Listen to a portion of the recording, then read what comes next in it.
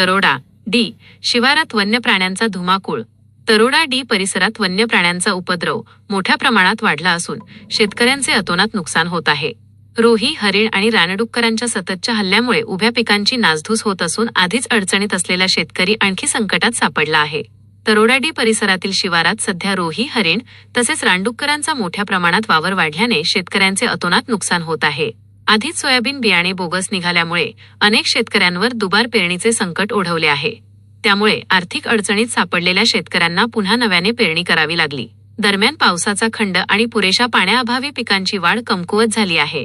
अशा प्रतिकूल परिस्थितीत कसाबसा उगवलेला सोयाबीनचा पीकही वन्य प्राण्यांच्या हल्ल्यामुळे उद्ध्वस्त होत आहे। विशेषतः रोही, हरिण व रानडुक्कर हे रात्रीच्या वेळी शेतात शिरून मोठ्या प्रमाणात पिकांची नासधूस करीत आहेत।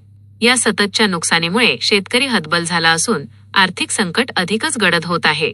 वन्य प्राण्यांचा वाढता उपद्रव रोखण्यासाठी वन विभागाने तात्काळ उपाययोजना करून बंदोबस्त करावा अशी मागणी शेतकऱ्यांकडून करण्यात येत आहे। महाभूमी डिजिटलसाठी सुधाकर बावस्कर, तरोडा, शेगाव। एक शेतकरी बोलतो। आमच्या इथे रोही और हरणाचा डुकरेचं लयच तकलीफ आहे आम्हाला। शासनाने याचा काही ना काही बंदोबस्त करावा। आमच्या गावात वावरातून जातात तर खूप तकलीफ होते, खातात आणि नुकसान लय करतात। शासनाची आमच्याकडे एकच मागणी आहे, एक तर दुबार पेरणी झाली, आमच्याकडे पावसाचं संकट आहे, तर बियाणे बोगस निघलं, सरकारनं ते आम्हाला काही अनुदान काही दिलं नाही। आता या रोहीचा आणि या हरणाचं लय गाव आहे आमच्या इकडे। सरकारनं आम्हाला एकच मागणी आहे, एक तर आम्हाला तार कुंपण करून द्या, एक तर मग याचा रोहीचा हरणाचा काही ना काही बंदोबस्त करून द्या।